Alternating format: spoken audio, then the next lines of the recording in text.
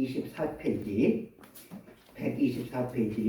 누가복음 17장 5절로 10절 말씀까지입니다.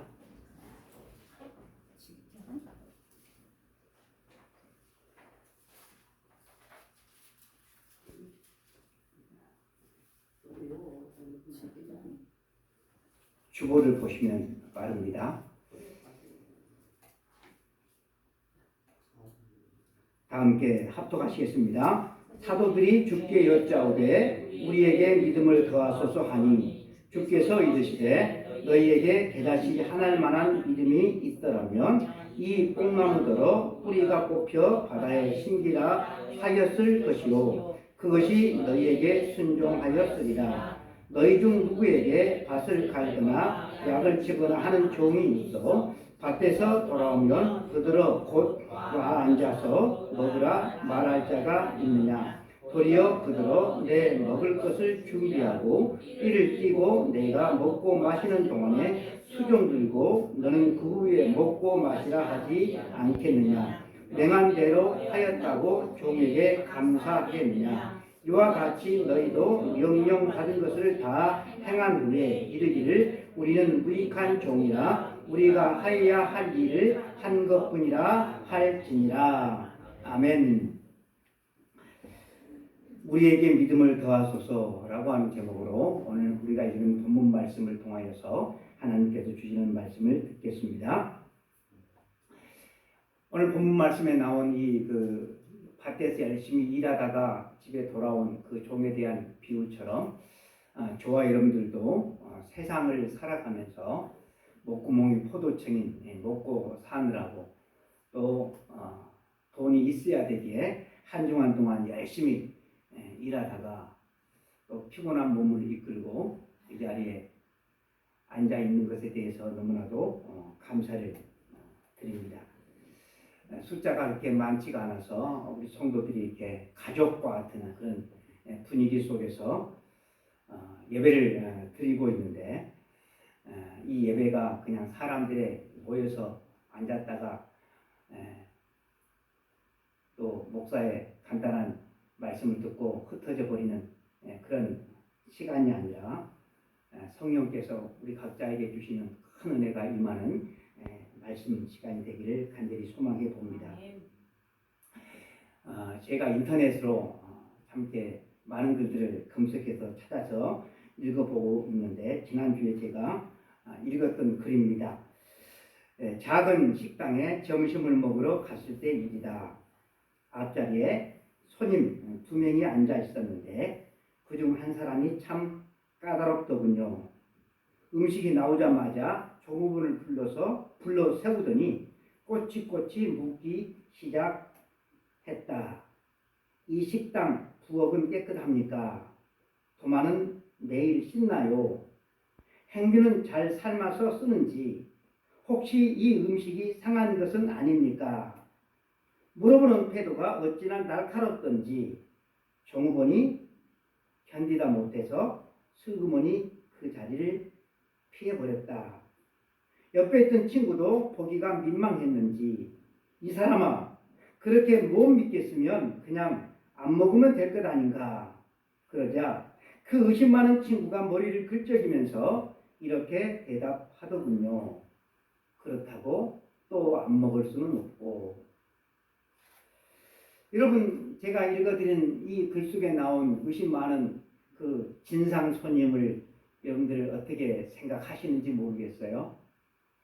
어차피 내가 내 돈 내고서 먹을 음식일 텐데 그 음식을 앞에 놓고서 이리 의심하고 저리 의심한다고 무슨 문제가 여러분 해결되겠습니까? 그저 의심하는 자기 속만 상할 뿐이겠죠. 우리가 시장에서 살 때도 그 물건을 살 때도 마찬가지입니다. 돈을 다 치르고 나서 주인에게 이 물건 진짜예요? 그렇게 여러분 묻는다고 하면 여러분 장사하는 사람에게 이렇게 물으면 가짜 물건을 파는 사람도 이거 진짜요?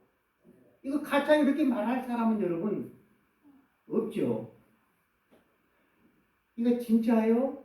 그렇게 물을 때 도대체 그 주인에게서 무슨 대답을 듣기를 원해서 이런 질문을 하는 걸까? 참 답답한 질문이죠. 분명히 우리가 살고 있는 이 세상은 믿기 힘든 세상인 것이 분명합니다. 뉴스만 틀면 누구는 이렇게 해서 사기를 당했다는 등, 누구는 이렇게 해서 보이스피싱을 당했다는 등, 내가 속았다는 등 이런 뉴스들도 가득합니다. 서로가 서로를 믿지 못하는 불신의 시대를 저희들이 살아가고 있습니다. 그러나 또 한편으로 우리가 이렇게 믿지 못하고 살아간다고 하면 세상을 살아갈 수가 없는 시대임이 또 분명합니다. 저는 밖에서 음식을 사 먹는 것을 참 별로 달갑지 않게 여기는 사람 가운데 한 사람이에요. 저는 집밥이 좋아요. 집에서 먹어도 속이 안 좋은데 밖에서 먹으면 속이 더 안 좋아서 그래요. 여러분들도 아마 하루 세 끼를 생각해 보면 세 끼 다 집에서 먹는 사람은 아마 없을 거예요. 그런 분 있어요? 세 끼 다 집에서 먹는 삼식이 없죠? 아마 틀림없이 한 끼 이상은 다 밖에서 먹을 겁니다. 그래서 밖에서 먹는 그 음식을 여러분 믿지 못하면 어떻게 음식을 먹을 수가 있겠어요? 밖에서 음식을 먹는다라고 하는 것은 직장 생활을 하든 또 사람들을 만나든 그런 관계성이 있는 것이죠. 그러니까 이런 관계도 맺을 수가 없죠. 요즘은 밥을 먹고 그냥 1차로 끝나는 경우들이 별로 없어요. 또 2차로 가요. 차를 마시러. 믿지 못하면 그 차에다가 무엇을 여러분 넣었을지 어떻게 그걸 알 수가 있겠어요? 그러니까 믿어야 되는 거죠. 믿어야 돼요. 요즘 시대는 믿지 않으면 살아갈 수가 없는 시대입니다. 아무런 특별한 이유도 없이 그냥 지나치게 의심하는 것은 이게 병이죠, 병. 성경을 보면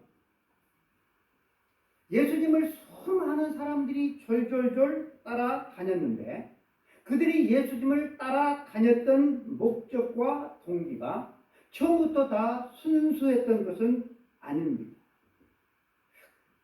이렇게 순수하지 못한 동기를 가지고 따라다녔던 것은 이 당시의 사람들뿐만 아니라 저와 여러분들도 순수하지 못한 동기가 여러분 있을 수가 있어요. 저도 그렇고 우리 애들도 그렇고 사모도 그렇고 교회를 다니고 싶어서 다닌 게 아니에요. 태어나 보니 아빠가 목사인 거예요. 아빠가 장로인 거예요. 그러다 보니까 어려서 뭣도 모르고 교회를 다녀요. 내가 교회를 다녀서 내가 구원을 받아야 되겠다. 하나님을 좀 알아야 되겠다. 이런 동기를 가지고 교회를 다닌 사람들은 물론 있겠지만 그렇게 많지가 않아요. 우리 모두가 다 신앙생활을 하는 그 이유와 동기가 다를 수가 있는데 중요한 것은 뭔가 하면 시작이 동기가 달라도 좋아요.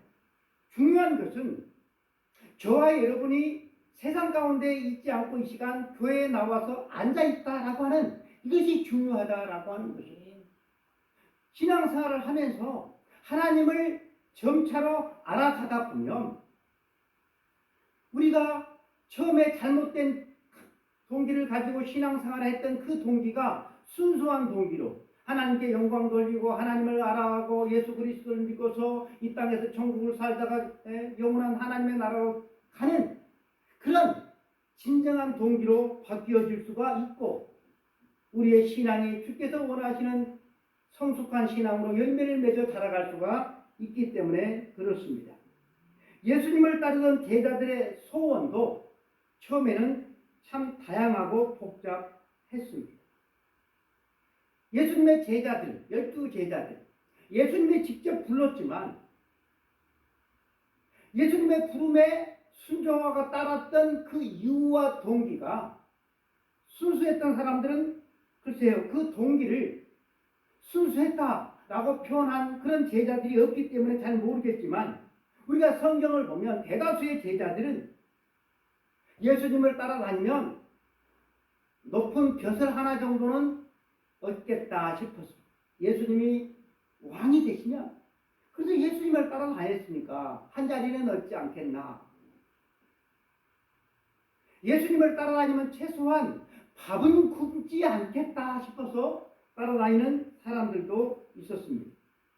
그런데 예수님과 함께 먹고 마시고 자고 또 예수님으로부터 말씀으로 교육을 받으면서 이렇게 시간이 흘러감에 따라서 제자들의 마음 가운데 한 가지 고민이 생겼어요. 그것은 예수님과 자신들 사이에서는 넘어갈 수 없는 커다란 간격이 있다는 사실을 그들이 깨닫기 시작한 것입니다. 갈수록 예수님은 너무나 높고 거룩한 분으로 그렇게 보여지는데 반대로 자기 자신들은 천하고 보잘것없는 존재로 자각하게 되어진 것입니다. 예수님께서 병자를 고치시고 귀신을 쫓아내실 때 말씀 한마디면 병이 낫고 귀신이 쫓겨나가는 것을 그들은 옆에서 보셨습니다. 보았어요. 그러나 제자들은 달랐어요. 어느 날 기도하니까 병도 낫고 어느 날 기도하니까 귀신도 쫓겨나서 참 신이 났는데 어떤 날은 아무리 기도해도 예수의 이름으로 명하노니 귀신아 나가라! 질병에서 나을지어다! 그렇게 해도 병도 낫지도 않고 귀신도 쫓겨나지 않았어요. 능력이 나타났다가 또 나타나지 않았다가 이렇게 하니 자기 자신들 스스로 생각할 때 얼마나 부끄럽고 또 난감했겠습니까? 한 번은 제자들과 예수님께서 배를 타고 갈릴리 호수를 지나실 때 큰 광풍이 불어서 집채만한 파도가 불어서 이 예수님과 제자들이 탄 배를 집어 삼키려고 합니다. 그런데 그 와중에서도 우리 주님은 미문에서 평안하게 코를 골고 주무시는 거예요. 반면에 이 갈릴리 호수에서 잔뼈가 굵은 제자들은 어떻게 했습니까? 우리가 죽게 되었다. 우리가 죽게 되었다. 우리 다 죽는다. 이렇게 큰 소리로 비명을 지르면서 야단 법석을 떨면서 스스로는 안 되겠으니까 곤히 주무시는 예수님을 흔들어 깨웠습니다. 예수님께서 제자들이 흔들어 깨울 때 부스스 일어나셔서 어떻게 하십니까? 그 성남 바람과 파도를 향하여서 잠잠하라, 고요하라 하시니 바다가 씻은 듯 고요해졌습니다. 그 순간 제자들은 온몸에 소름이 돋으면서 부끄러워졌습니다. 예수님의 그 위험 넘치는 모습 뒤로 소리를 지르면서 호둥시둥대던 자기 자신들의 모습이 겹쳐 보였기 때문입니다. 그때 제자들은 큰 깨달음 하나를 얻게 되어집니다. 문제는 거센 바람과 파도가 아니라 나의 믿음이 없구나 하는 사실을 그들은 알게 된 것입니다. 여러분, 동서고금을 막론하고 우리 인생에는 늘 문제가 있어 왔습니다. 남녀노소를 가리지 않고 모든 살아있는 인생들에게는 항상 문제가 있어 왔어요. 그래서 우리는 문제를 이고 살아갑니다.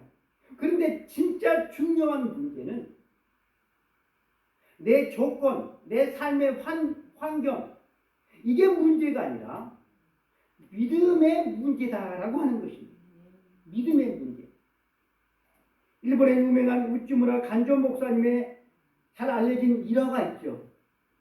한번 그 나라에 큰 가뭄이 들었어요. 몇 개월째 피 한 방울 쏟아지지 않는 것입니다. 그래서 온 나라가 걱정 태산이었어요. 한쪽에서는 기우제를 지낸다, 한쪽에서는 무당을 불러서 구슬한다, 난리였습니다. 어느 날 아침 우찌무라 간조 목사님께서 가족 식구들과 다 둘러앉아서 아침밥을 먹을 때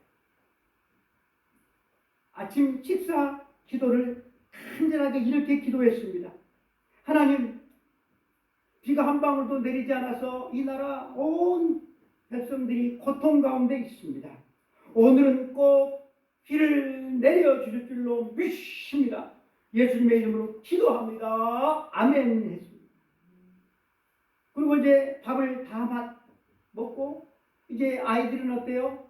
학교를 가기 위해서 준비물을 챙겼습니다. 큰아이는 다 챙겼는지 먼저 대문 문을 열고 나갔습니다. 근데 초등학교 3학년짜리 둘째 아이가 뭘 찾는 거예요? 찾는 거예요. 아빠, 여기 있던 우산 어디 갔어요? 그러니까 아빠가, 야, 하늘 봐라. 하늘 맑다. 쨍쨍하다. 구름 한 점 없다. 그런데 웬 우산을 찾니? 아이가 말합니다. 아빠가 방금 전에 식사 기도할 때 뭐라고 기도하셨어요? 하나님, 오늘 비를 내려 주십시오. 하나님께서 비를 내려 주실 줄로 확실히 믿습니다. 그러면 비가 내릴 텐데 당연히 우산을 갖고 가야죠. 이 아이의 말에 우찌무라 목사님은 가슴에 그냥 쿵 내려앉으면서 큰 회개를 했다고 하는 것입니다. 아, 내가 목사이지만 내 믿음은 순전히 말뿐인 거짓이었구나. 이 아이의 믿음이야말로 진짜 믿음이었구나 하는 사실을 목사님이 그 아침에 깨닫게 되어진 것입니다.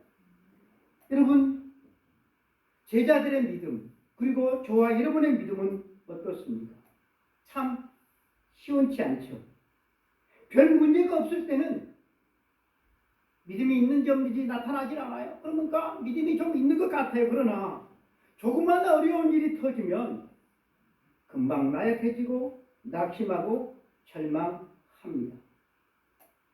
돈 앞에서 쩔쩔매는 내 모습, 작은 소원 하나 앞에서 그냥 쉽게 꼬라버리는 내 모습을 보면서 얼마나 부끄러워한 적이 많이 있습니까? 그래서 오늘 제자들이 예수님 앞에 나와서 간절히 이렇게 구하는 것입니다. 주님, 우리에게 믿음을 더해 주십시오. 주님, 우리에게 믿음을 더해 주십시오. 이것이 저와 여러분의 간절한 기도의 제목이 되어야 될 줄로 믿습니다. 상담을 전공하신 목사님께서 당신 교회 성도들과 이렇게 상담을 하는데 꼭 상담을 할 때마다 당신은 두 가지를 물어본다고 그랬어요. 지금 고민하고 계신 그 문제가 인생에서 처음 당해보는 특별한 문제입니까? 아니면 예전부터 늘 있어왔던 문제입니까? 라고 물으면 대부분 성도들은 오래전부터 늘 있어왔던 문제입니다. 라고 답한다는 겁니다. 그렇다고 한다면 이 문제가 성도에게만 있는 유별난 고통입니까? 아니면 세상의 대부분의 사람들도 다 겪는 고통입니까? 라고 또 질문을 하면 성도님은 다른 사람들도 다 겪고 있는 고통이겠지요 라고 대답을 한다는 거예요. 그렇다고 한다면 여러분, 우리 스스로에게 물어보십시다. 뭐 특별할 것도 없는 세상 일에 우리가 왜 이렇게 속을 끓이고 그 문제 때문에 잠을 제대로 자지 못하면서 끙끙 앓는가? 그 이유는 무엇인가? 바로 폭풍을 만난 제자들이 바로 우리들이기 때문에 그렇습니다. 삶의 문제, 여건, 그것 때문이 아니라 믿음이 바닥났기 때문에 그래요. 믿음이 시원치 아니하니까 두려워 떠는 것입니다. 그런데 여러분, 우리는 문제를 만날 때마다 두려워 떠는 나 자신을 보면서 뭐라고 기도해야 된다고요? 주여, 나의 믿음 없음을 불쌍히 여겨 주십시오. 나의 믿음 없음을 불쌍히 여겨 주십시오. 그래서 여러분, 우리는 내 삶의 조건과 환경이 바뀌어지기보다 무엇이 바뀌어지도록 내 믿음이 성숙해지기를 우리는 간절히 기도해야 한다라고 하는 것입니다. 여러분, 어떻게 하면 여러분 우리의 믿음이 주께서 원하시는 벌벌벌 떨지 않는 그 삶의 문제를 가지고 주님 앞에 나아갈 수 있는 성숙한 믿음이 될 수가 있겠습니까? 왜 우리 믿음은 그렇게 수년 동안, 수십 년 동안 교회를 다니고 있지만, 신앙생활을 하고 있지만 한 걸음도 내 삶의 자리에서 떠나지 못하고 제자리 걸음만 하고 있을까? 오늘 본문에서 예수님은 아주 특별한 종의 비유를 통하여서 우리들에게 그 비결을 가르쳐주고 계십니다. 오늘 본문 말씀에 나온 이 종은 당시에 노예를 뜻했어요. 그래서 성경에 보면 이 종을 둘로스라고 그렇게 표기를 하고 있습니다. 이 종이 이른 아침부터 해 질 때까지 밭에 나가서 고된 노동을 하고 돌아왔어요. 그러면 주인이 아이고 고생 많았구나, 여기 앉아서 푹 쉬렴. 여러분, 그렇게 말하겠느냐라고 하는 거예요. 그렇게 말할 주인은 없다라고 하는 거예요. 어서 빨리 가서 식사 준비해서 내 밥상 차려라. 내가 밥을 먹는 동안 너는 내 곁에 서서 밥 시 좀 들어라. 그렇게 말한다라고 하는 것입니다.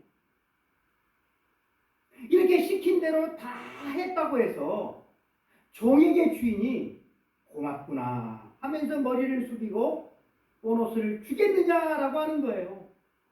아니죠. 그렇지 않다라고 하는 거예요. 종은 그저 주인의 명령대로 마땅히 해야 할 일을 했을 뿐이다라고 하는 것입니다. 예수님께서 이 비유를 드신 이유는 하나님 앞에서 내 자신을 어떤 존재로 내가 여기면서 살아가고 있는가, 이것을 보여주시기 위함이다라고 하는 거예요. 내가 나 자신을 하나님 앞에서 높이 평가하는 사람은 결코 그 사람의 믿음이 자라지 않는다. 내가 신앙생활을 하면서 내가 행한 일로 말미암아 대접받고 싶어하는 사람은 늘 섭섭병에 들기 마련이다라고 하는 사실을 예수님은 가르쳐 주려고 하신 것입니다. 내가 이만큼 했는데, 내가 다른 사람보다 더 했는데 왜 내 마음을, 내 수고를 알아주지 않는가?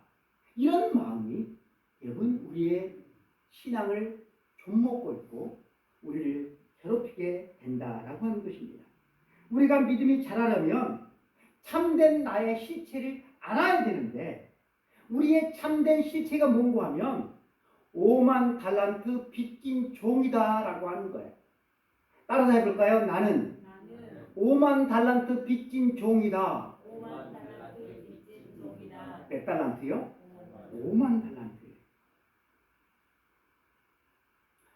병원 가기 좋아하는 사람은 아마 없을 거예요. 병원. 저도 별로 안 좋아해요.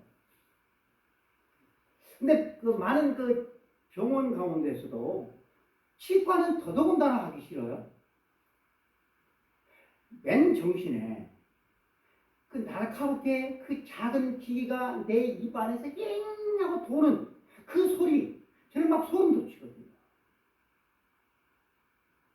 치과에서 이를 뽑거나 수술을 할 때 반드시 마취를 합니다.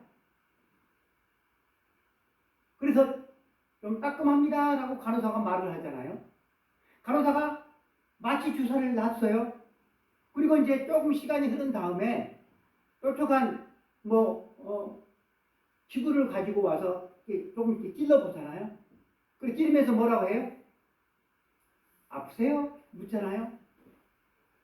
그러면 아야 그렇게 하면 어떻게 해요? 아직 마취가 덜 됐네요. 조금 더 기다려야 되겠습니다 라고 말하든지 아니면 어떻게 해요? 마취 주사를 한 번 더 놓잖아요. 여러 번 주사를 놨는데 의사가 이게 찔 때마다 아야 아야 하는 환자가 있었대요. 그러니까 의사 선생님이 지그시 웃으면서 한 말이 이것이었다는 거예요. 아직 덜 죽었구만. 아직 덜 죽었구만. 여러분 신앙생활 하면서 우리가 섭섭한 일이 많고 상처받는 일이 많은 이유는 내가 덜 죽어서 그렇다라고 하는 것입니다. 하나님 앞에서 우리가 완전히 죽어야 되는데 내가 10%째 살아있으니까 목사의 말이 상처가 되고 성도의 말이 상처가 되고 시험에 들고 그래서 서운하는 것이죠. 죽은 사람은 아무리 찔러대도 어때요? 아프다고 말하는 법이 없죠. 내가 덜 죽어서. 사도 바울은 가문도 좋고 학벌도 좋고 돈도 대단히 많은 사람이었어요. 우리 가운데 이렇게 사도 바울 같은 그런 학벌도 좋지 가문도 좋지 돈도 허벌나게 많지 이런 사람은 없어요. 참으로 복을 받고 태어난 사람입니다. 이 바울이 예수님을 만나고 난 후에 그가 한 고백이 무엇입니까? 나는 사도 중에 가장 지극히 작은 자요. 죄인 중에 괴수요. 교회를 핍박하고 받게 했던 폭행자요. 살인자요. 만물의 찢기 같은 자이다 라고 그렇게 자기 자신을 고백을 합니다. 하나님 앞에서 가장 철저히 이렇게 낮추었어요. 이렇게 자기 자신을 만물의 찢기 같은 자로 낮추니까 남이 뭐라고 말하면 시험에 들겠어요? 억울하게 감옥에 간다고 여러분 시험에 들겠어요? 여러분 남이 자기를 모함한다고 원망하겠어요? 아니죠. 그가 감옥에서 한 유명한 말이 있잖아요. 항상 기뻐하라. 범사에 감사하라. 여러분 이런 사람이 되었다라고 하는 것입니다. 사도 바울이 쓴 로마서 1장 1절을 첫마디가 이렇습니다. 예수 그리스도의 종 바울은 여러분 종은 아무런 권리가 없어요. 나는 예수 그리스도의 노예 바울이다. 이것이 바로 바울의 명함이었습니다. 여러분들은 스스로 어떻게 생각하시는지 모르겠어요. 나는 예수 그리스도의 노예 바울이다. 여러분 노예는 아무런 소유권이 없어요. 집도 돈도 자식도 다 주인의 것입니다. 심지어 노예는 마음대로 죽을 수도 없습니다. 오직 주인의 말에 복종하는 것 외에는 아무것도 없습니다. 그런데 이 바울의 놀라운 지혜와 능력이 어디에서 나왔느냐? 바로 절대 복종, 절대 순종에서 나왔다는 사실입니다. 여러분 신앙생활은 내 힘으로 하는 게 아니에요. 신앙생활은 나 자신을 예수 그리스도의 십자가에 못 박고 예수 그리스도의 말씀에 따라서 살아가는 것, 그것이 바로 신앙생활입니다. 종은 모든 영광을 자기가 했다고 자기에게 돌리는 좋은 존재가 아니라 주인에게 돌리는 존재입니다.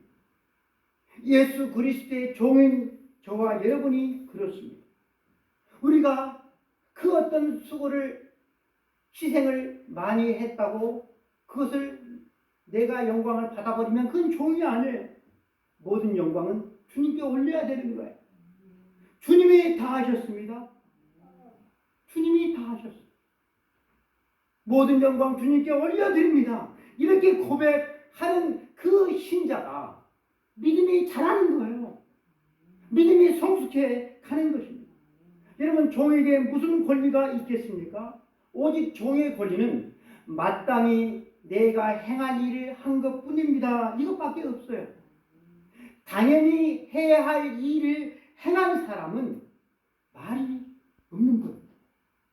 그러나 당연한 일을 행하지 않는 사람은 반대로 말이 많아요. 말이. 교회에서도 마찬가지예요.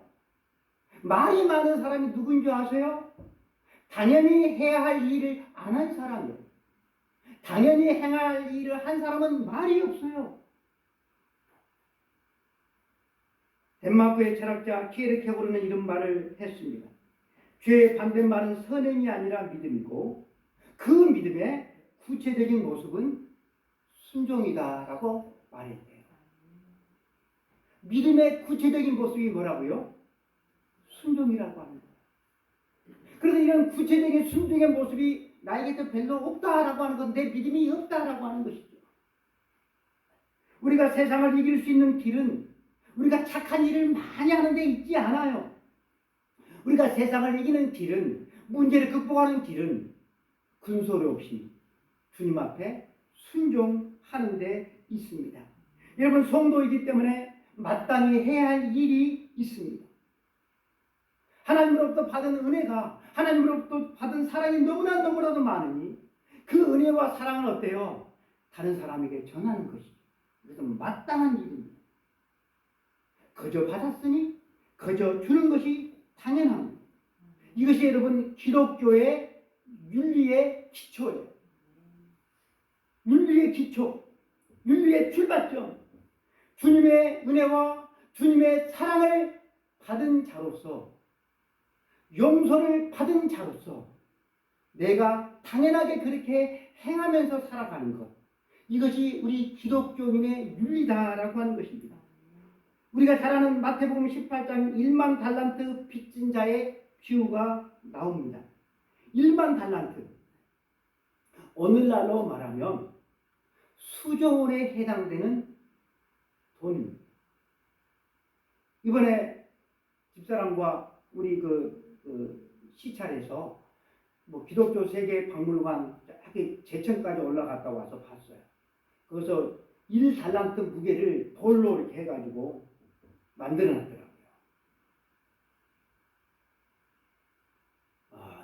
여자들은 한 손으로 들기 힘들어요. 수조원에 해당됩니다. 평생 갚아도 못 갚을 돈입니다. 1만 달란트가 아니라 1달란트만 되어도 내가 1달란트를 빚졌다. 수백억 원 되는데 어떻게 이걸 갚아요? 그런데 이 1만 달란트나 빚을 진 이 종이 불쌍해서 주인이 다 탕감해 주었습니다. 그런데 이 종이 나가다가 겨우 자기 자신에게 100데나리온, 얼마 되지 않아요. 몇백만 원 되는 거예요. 이 종을 만났어요. 어떻게 하죠? 아이고, 친구 잘 만났네. 오늘 내가 땡 잡은 날세, 땡 잡은 날. 잘 만났어, 오늘. 내가 오늘 기분이 엄청 좋거든. 그러니까 자네가 나한테 빚진 그 100데나리온 내가 받은 걸로 하면 돼. 잘 가세. 그렇게 했나요? 여러분, 어떻게 했어, 성경에? 멱살을 잡고, 이놈아, 내 빚, 그거 언제 갚냐? 그러니까, 그 빚진 친구가 어떻게 해요? 네, 구하면서 막 얘기를 하잖아요. 조금만 참아주게. 내가 금세 갚을게. 그러나 아랑곳 하지 아니하고 끌고 감옥에 쳐넣었다. 이 소식을 그 1만 달란트 빚을 탕감해준 주인이 알고서 그놈 잡아와라 해가지고 무슨 말을 합니까? 이 약한 종아, 네가 벌기에 내가 내 빚 전부 탕감해 주었거늘 내가 너를 불쌍히 여긴 것 같이 너도 내 동료를 불쌍히 여김이 마땅하지 아니하냐. 여러분, 우리가 1만 달란트나 되는 엄청난 빚을 탕감받은 이 종처럼 1만 달란트 이상의 죄를 다 우리가 용서를 받았는데도 불구하고 그 용서의 기쁨과 은혜가 여러분 왜 우리들에게는 넘치지 않는 걸까요? 그 이유가 뭘까요? 그 이유가 뭐예요? 여러분 뭐라고 생각하세요? 여러분 구원의 기쁨이 넘칩니까? 감격이 넘칩니까? 아니죠. 저도 그래요. 여러분 그 이유가 뭐예요? 그 이유는 하나예요. 내가 1만 달란트 그 빚진 종처럼 살기 때문에 그래요. 다른 이유는 없어요. 너무나도 갚을 길 없는 은혜와 사랑을 받았음에도 불구하고 이걸 망각한 채 살아가는데 그 이유가 있는 것입니다. 마땅히 어마어마한 은혜와 사랑과 용서를 받았으면 나도 받았으니 그게 분명하니까 나도 은혜를 베풀고 나도 용서를 하는 삶을 살아가는 것은 여러분 지극히 당연한 거예요. 이건 칭찬받을 일이 아니에요. 그러나 우리는 이 지극히 당연한 일조차 안 하고 살아가니 여러분 어떻게 믿음이 자랄 수가 있고 구원의 기쁨과 감격이 넘쳐날 수가 있겠습니까? 1만 달란트라고 하는 이 갚을 수 없는 죄의 빚을 탕감받은 주님께서 베푸신 엄청난 이 압도적인 은혜를 망각한 채 여러분 여전히 세상을 살아가면서 내 욕심만 챙기고 살아가는데 어떻게 여러분 믿음이 자랄 수가 있겠습니까? 구원의 기쁨과 감격을 가지고 여러분 살아갈 수가 있겠습니까? 저 여러분 분명히 독생자 예수 그리스도를 통하여서 우리의 모든 죄를 탕감을 받았습니다. 그것뿐입니까? 영원한 천국도 우리가 선물로 받은 줄로 믿습니다.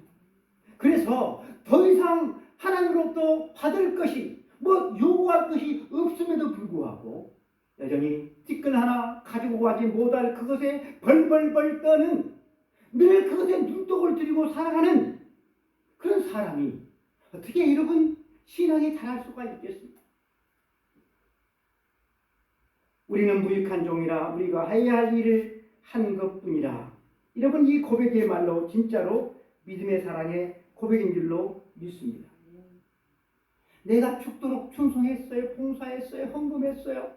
그럼에도 불구하고 저는 한 것이 하나도 없어요. 불러주신 것에 감사하고 쓸모없는 저희를 믿고서 일을 맡겨주신 것에 감사할 뿐입니다. 라고 고백하는 것.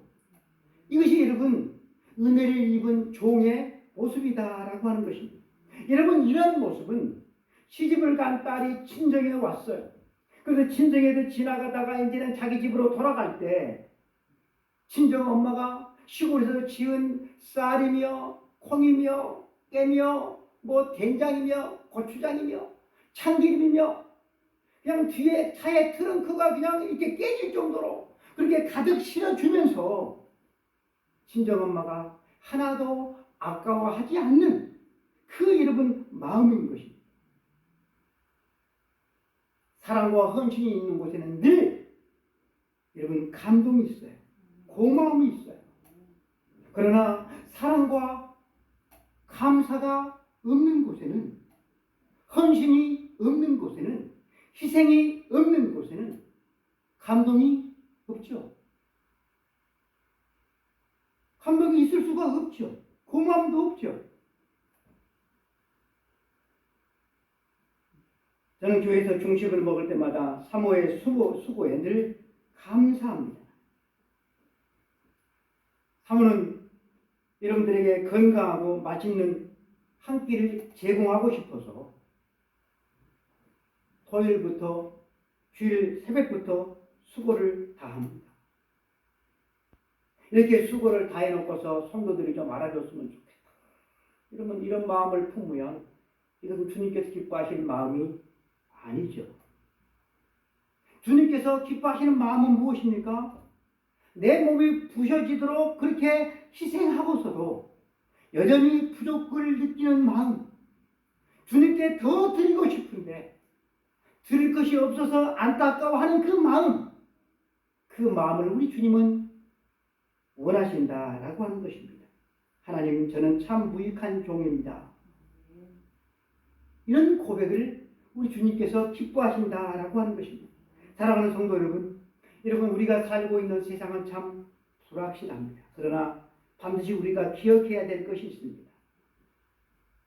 많은 문제를 이고치고 살아가는 우리 인생에게 사람들은 항상 내가 살아가고 있는 문제, 환경이 진짜 문제다라고 생각을 하지만 성경은 결코 그렇게 말하지 않아요.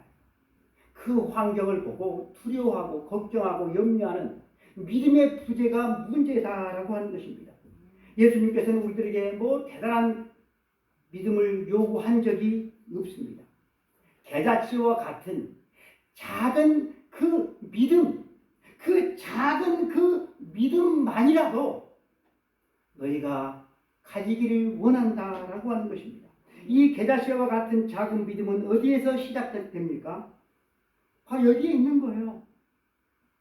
1만 달란트 빚진 그것을 다 탕감받은 이 종, 내가 1만 달란트 이상의 그 빚을 예수 그리스도로 말미암아 다 탕감을 받았다. 이 마음을 늘 가지고 살아가는 것입니다. 은혜 입은 자로서의 그 마음을 가지고 살지 않으면 우리의 신앙생활은 제자리 걸음을 할 수밖에 없어요. 헌신으로 감동적인 믿음의 삶을 우리가 살아갈 수가 없는 거예요. 두 번째로는 뭔고 하면 내가 수고를 다했어요. 그래서 영광을 자기 자신에게 돌리지 않는 것입니다. 나는 무익한 종입니다. 그저 해야 할 일을 한 것뿐입니다. 라고 겸손하게 자기 자신을 낮추는 것입니다. 오늘 가족과 같은 성도들이 이 자리에 모여서 함께 예배를 드리고 있는데 저와 여러분 한 사람 한 사람에게 이 겸손한 고백과 겨자씨와 같은 믿음이 자라기를 간절히 주님의 이름으로 축복합니다. 기도하겠습니다. 하나님 아버지 감사합니다. 오늘도 주님 전에 찾아 나와서 말씀 듣게 하시니 감사합니다. 이제는 좀 변화되고 달라지기를 원합니다. 풍랑 만난 제자들처럼 죽겠다고 아우성치고 원망하고 불평했던 우리의 믿음 없음을 용서해 주옵시기를 기도합니다. 하나님으로부터 1만 달란트라고 하는 엄청난 죄의 빚을 탕감받았음에도 그 은혜를 까맣게 망각하고 세상의 더러운 욕심을 위해서 살았던 우리의 욕심을 이 시간도 내려놓기를 기도합니다.